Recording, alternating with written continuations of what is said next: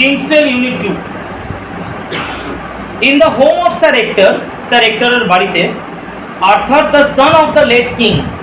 এইবার আমরা গতকাল পড়েছিলাম যে রাজা এবং রানী তারা কি করলেন, মারা গেলেন, বাচ্চাটা একমাত্র একা একদম পড়ে রয়েছে।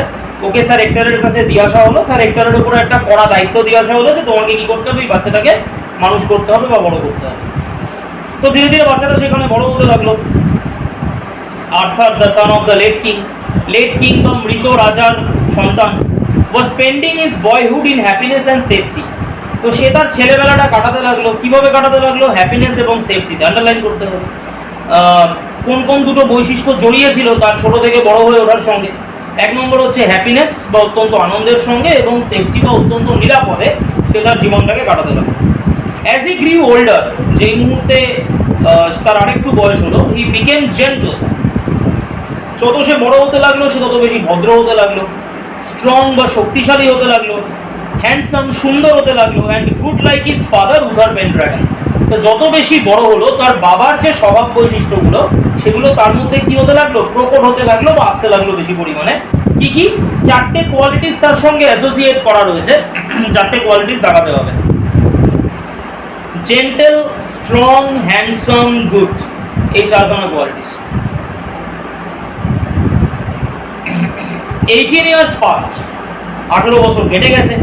Britain was torn by bitter rivalry. 18 বছর কেটে গেছে এবং ব্রিটেন একেবারে ছিন্ন বিচ্ছিন্ন হয়ে গেছে, পর্যুদস্ত হয়ে গেছে কিসে, বিটার রাইভালরি। এ আজকে ওকে মারে, ও আজকে ওকে মারে, এ সিংহাসন দখল করতে চায়, ও তাকে আক্রমণ করে, মানে ঝামেলার শেষ নেই ব্রিটেনের মধ্যে। টর্ন মানে ছিঁড়ে যাওয়া। টিয়ারের থার্ড ফর্ম হচ্ছে torn. Tear, tore, torn, third form. তো Britain was torn by bitter rivalry. Bitter মানে তিক্ত, রাইভালরি মানে প্রতিদ্বন্দ্বিতা। তিক্ত প্রতিদ্বন্দ্বিতায় ব্রিটেন একেবারে বিধ্বস্ত হয়ে গেছে, ব্রিটেনের কিছু নেই, একেবারে কঙ্কালসার চেহারা বেরিয়ে গেছে। None of the fighting barons had manage to become the king. এবার যে ব্যারনরা বা যে অভিজাত সম্প্রদায়ের লোকজন সব স্বপ্ন দেখছিল আমি রাজা হব, আমি রাজা হব করে লড়াই ফড়াই করছিল ইত্যাদি, কেউই রাজা হতে পারছে না। লড়াই করছে, মানুষ মরছে, ক্ষয়ক্ষতি হচ্ছে, কিন্তু আলটিমেটলি রাজার আসনে কেউ বসতে পারছে না। The people longed for old days of peace and prosperity. সাধারণ মানুষ কি চায়? At the end of the day সাধারণ মানুষ চায় শান্তি। সাধারণ মানুষ কি চায়? সাধারণ মানুষ চায় শান্তি। সাধারণ মানুষের কিছু বেসিক রিকোয়ারমেন্টস থাকে। কি কি রিকোয়ারমেন্টস থাকে? এক নম্বর, জীবনে একটু শান্তি থাকুক। দ্বিতীয়ত হচ্ছে কি, পরিষেবাগুলো একটু ভালো হোক, রাস্তাঘাটগুলো একটু ভালো থাকুক, একটু শিক্ষা ব্যবস্থাগুলো ভালো থাকুক, এরকম ধরনের, তাই না? রাত্রিবেলা যাতে উইমেন সেফটি বা মেয়েদের সেফটি যাতে থাকে সেই বিষয়গুলো থাকুক ইত্যাদি, এরকম ধরনের সাধারণ মানুষের খুব বেসিক চিন্তাভাবনাগুলো থাকে। স্বাস্থ্য পরিষেবা সেগুলো ভালো থাকুক। এগুলো হচ্ছে সাধারণ মানুষের বেসিক ক্রাইটেরিয়া। সাধারণ মানুষ বিশাল কিছু চায়। সাধারণ মানুষ চায় না যে না না ঠিক আছে মাস গেলে তুমি আমাকে সরকার থেকে আমাকে এত টাকা দেয় বা দেওয়া হোক, আমাকে 10,000 টাকা দাও, 5,000 টাকা দাও, না, কেউ কিচ্ছু চায় না। সবাই চায় বেসিক মিনিমাম ফেসিলিটিস চাই। আমরা প্রত্যেকে কি সাধারণ মানুষ, তো আমরা তো কোনো নেতা মন্ত্রী নই, তার মানে আমরা বেসিক ফেসিলিটিস কি চাই? এই রাস্তাটা একটু ভালো হবে, একটু ভালো স্কুল কলেজে, একটা বেটার জায়গায় আমাদের বাড়ির ছেলেমেয়েরা পড়াশোনা করবে, স্বাস্থ্য ব্যবস্থাটা সেটা একটা ভালো হবে, উন্নত হবে, সরকারি হাসপাতালে গেলে যাতে লোকের ভয় না লাগে যে আমি কোথায় এই হয়ে মরে গেলাম, এরকম টাইপের ব্যাপার। এবং প্রাইভেট হসপিটাল কি হয়, তাকে মারাত্মকভাবে একটা চার্জ যাতে না করতে পারে। তার মানে যে সরকারি জায়গাতেই বেটার যাতে ফেসিলিটিসগুলো পায়, সরকারি স্কুলে যাতে বেটার পড়াশোনাটা হয় ইত্যাদি, সেরকম টাইপের জিনিসগুলো। তো এটাই বেসিক রিকোয়ারমেন্ট থাকে সাধারণ মানুষের। তো ন্যাচারাল ব্যাপার, সাধারণ মানুষ কি চাইছে? লংড ফর মানে চাইছে, তারা প্রার্থনা করছে। কিসের প্রার্থনা করছে? The old days of peace and prosperity. সাধারণ মানুষ বলছে আমাদের কি চাই? আমাদের শান্তি চাই, পিস চাই। প্রসপ্যারিটি মানে উন্নতি চাই জীবনে। এই জিনিস আর নেওয়া যাচ্ছে না, এরকম এই দাঙ্গা, তারপরে মারপিট, কেউ রাজা হচ্ছে না কিন্তু প্রত্যেকেই রাজা হওয়ার চেষ্টা করছে, ক্ষমতার লোভে কী করছে, এই মানুষ ওই মানুষ আমাকে মারছে, ওই মানুষ এই মানুষকে মারছে। তাহলে সাধারণ মানুষ কী চাইছে? ভাই আমাকে আগেকার দিনের পুরনো পিস প্রসপারিটি এগুলো ফিরিয়ে দাও।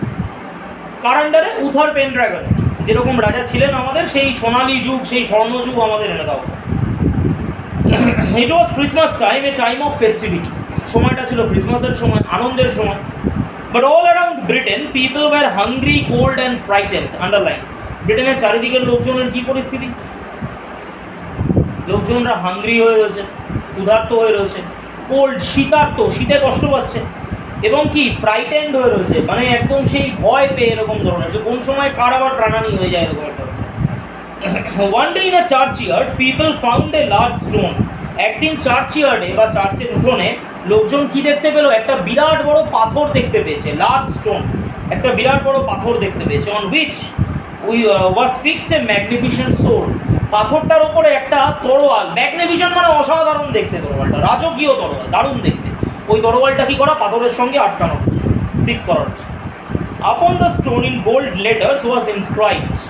পাথরের ওপরে গোল্ড লেটার্সে, সোনালি হরফে লেখা রয়েছে। কি লেখা রয়েছে?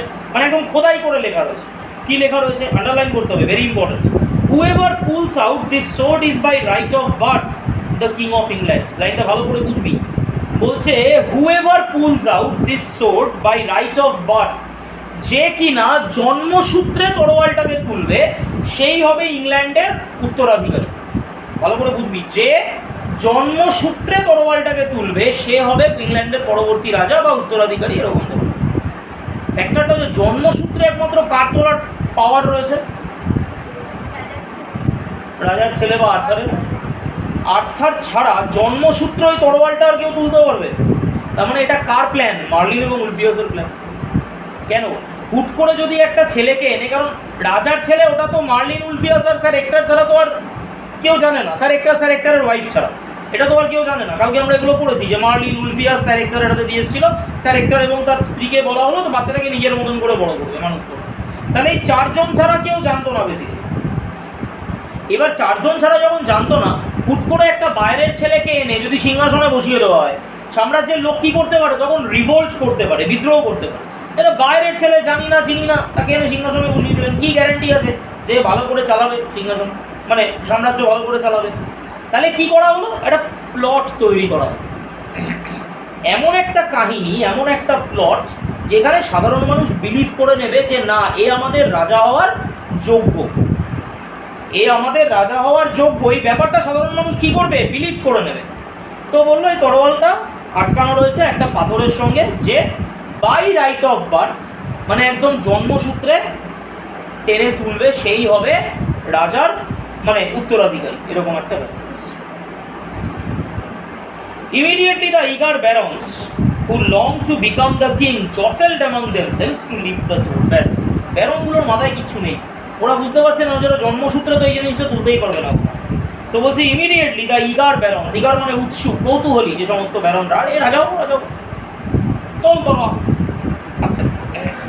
এবং কি জসেলড অ্যামং দেমসেলফ, জসেলড মানে ধাক্কাধাক্কি করা, একে অন্যের সঙ্গে ধাক্কাধাক্কি করতে লাগলো। এ বলছে এই সর তুই সর আমি তুলবো, ও বলছে তুই সর আমি তুলবো, এরকম টাইপের একটা ব্যাপার, ধাক্কাধাক্কি করছে। লিফট দ্য সোর্ড, তরোয়ালটাকে তোলার জন্য। নান সাকসিডেড, আলটিমেটলি কেউ সফল হলো না। The sword remained fixed to the stone, তরোয়ালটা কি রইল? ফিক্সড রইল। ইট ওয়াজ আর্থার, তাকাবি লাইনটা, at the age of 18 who succeeded in lifting the sword for the first time. এটা ছিল আর্থার, যে প্রথমবার 18 বছর বয়সে সাকসিডেড, সফল হয়েছিল, ইন লিফটিং দ্য সোর্ড, তরোয়ালটাকে তুলতে, ফর দ্য ফার্স্ট টাইম, প্রথমবারের জন্য আর্থার কি করলো? তরোয়ালটাকে তুলে দিল। সবাই এতে রাজা পেয়েছে। The barons were angry and disappointed, ব্যারনরা কি হবে? অ্যাংরি হবে। অ্যাংরি কেন? রেগে যাবে কেন? আমরা এত বছর ধরে খাটলাম, মধ্যিখান থেকে একটা ছেলে এসে কি করলো? তরোয়াল তুলে দিয়ে বেরিয়ে গেল, ভাই আমরা রাজাই হতে পারলাম না, তাহলে অ্যাংরি। এবং কি সেই সঙ্গে ডিসঅ্যাপয়েন্টেড, হতাশ হয়ে গেল ব্যারনগুলো। দে ডিমান্ডেড এ টেস্ট, তারা হলো একবারে মানবো না, আমাদেরকে আবার রিটেস্ট করে দেখাতে হবে, আরেকবার চাই, আরেকবার এরকম। কারণ একটা ভালো গান, ধর সঙ্গীত শিল্পী একটা ভালো গান গাই, পাবলিক কি বলে ওয়ান্স মোর, সঙ্গীত শিল্পী আবার শুরু করে দেবে। হ্যাঁ না না থাকুক ওরকম ধর, তাহলে বিষয়টা ওরকম টেস্ট চাইলো, তার আরেকবার টেস্ট করো। এ একবার তো সবাই তুলতে পারে, দুবার তুলুক তাহলে মানবো ওরকম। Upon a bright May morning, underline, কোন সময়টায়? মে মাসের সকালবেলা।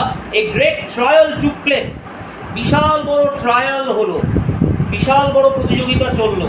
In the presence of many people, প্রচুর লোকজনদের প্রেজেন্সে বা প্রচুর লোকজনদের মানে উপস্থিতিতে একটা বিরাট বড় প্রতিযোগিতার আয়োজন করা হলো।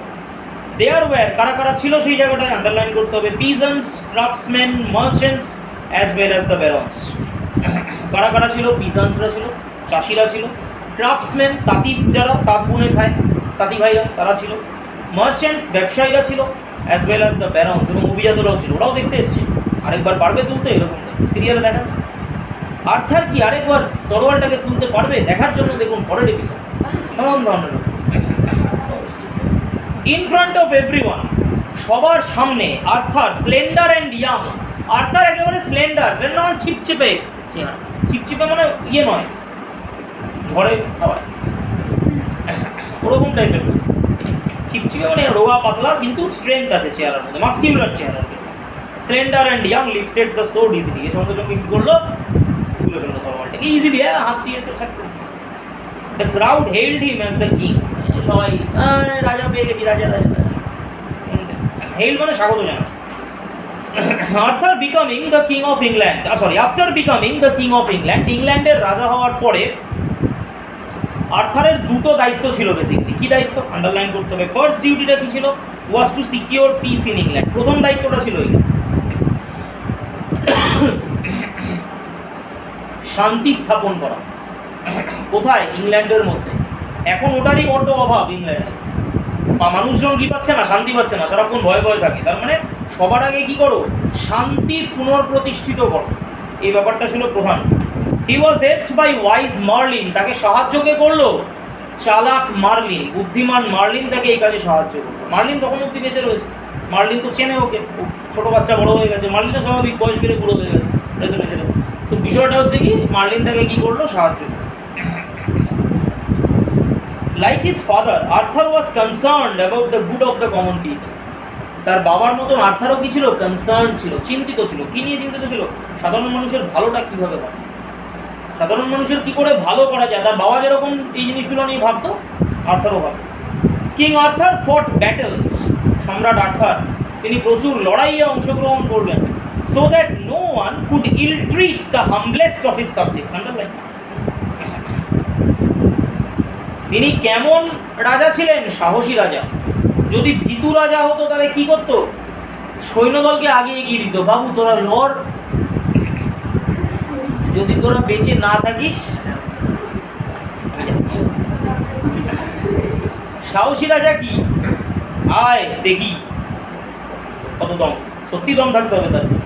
এখানে হুঙ্কার ছাড়লো, আয় দেখি কত দম। বিপক্ষ রাজা এসে একটা বাড়ি দিল, মরে যেত। বড় না, সত্যি দম থাকতে হবে। বিষয়টা আলটিমেটলি কি? কিং আর্থার একেবারে লড়তো, ফট ব্যাটেলস যেভাবে লড়তো। নো ওয়ান কুড ইলট্রিট, ইলট্রিট মানে খারাপ বিহেভিয়ার করা। The humblest of his subjects, হাম্বল মানে খুব সাধারণ, হাম্বল, হাম্বলার, হাম্বলেস্ট সুপারলেটিভ মানে একদম প্রজাদের মধ্যে যে নিম্নতম, মানে যে একেবারে গরিব, তাকেও যাতে কেউ বলতে না পারে তোদের রাজার তো দম নেই, তোদের রাজা তো সামনে গিয়ে লড়তেই পারে না, ভয় পায়, যাতে এটা না বলতে পারে। এই জন্য কী বলতো? সবার আগে গিয়ে ও লড়াই করতো, পিছনে ওর সেনাদল ব্যাকআপ দিত। ও সেনাদলের ব্যাকআপের ভেতরে ঢুকে ঢুকে লড়াই করতো না, ও লড়াই করতো, পিছনে সেনাদল ওকে কী করতো? থাকতো, ব্যাকআপের জন্য থাকতো। King Arthur had lost his royal sword in a battle. King Arthur তার রয়্যাল সোর্ড, রাজকীয় যে তরোয়ালটা, সেটা হারিয়ে ফেললো একটা যুদ্ধ করতে গিয়ে, লড়াই করতে গিয়ে। যাই হোক, তরোয়ালটা তার হারিয়ে গেল। One day Merlin took him to a valley of sweet smelling flowers. একদিন মার্লিন তাকে নিয়ে গেল একটা ভ্যালি বা একটা উপত্যকায়, আন্ডারলাইন করতে হবে।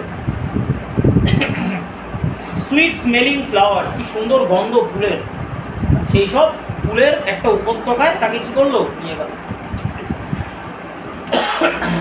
At the edge of the plain there was a deep lake. Plain land, সমতল ভূমি, একদম তার গায়েই, একদম এজ মানে একদম কিনারাতেই একটা সুন্দর কি রয়েছে? ডিপ লেক, একটা গভীর জলাশয় রয়েছে, একটা সরোবর রয়েছে। সরোবরের সামনে মার্লিন তাকে নিয়ে গেছে। As Arthur approached the lake, Arthur যখন কি করলো? লেকের সামনে এলো, সেই সরোবরের সামনে যখন আর্থার এসছে, a beautiful arm with golden bracelets rose from the water. আমি ওই পেজটা এখনো পড়াচ্ছি। এ বিউটিফুল আর্ম, একটা সুন্দর হাত উঠে এলো জলের তলার থেকে, একটা সুন্দর হাত উঠে এসছে। হাতে কি পরা? গোল্ডেন ব্রেসলেট, সোনার ব্রেসলেট পরা হাতের মধ্যে।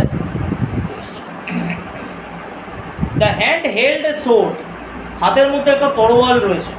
সেট উইথ রুবিজ অ্যান্ড জেমেরালস, যার মধ্যে কি রয়েছে? রুবি, পাথর, মণিমাণিক্য, চাকচিক্য, ইমেরাল্ড, বিভিন্ন রুবি লাল রঙের হয়, emerald basically if I am not wrong সবুজ রঙের হয় বোধহয় ইমেরাল্ড, এরকম ধরনের সেরকম সব পাথর রয়েছে, পাথর খচিত সুন্দর তরোয়াল উঠে এসছে।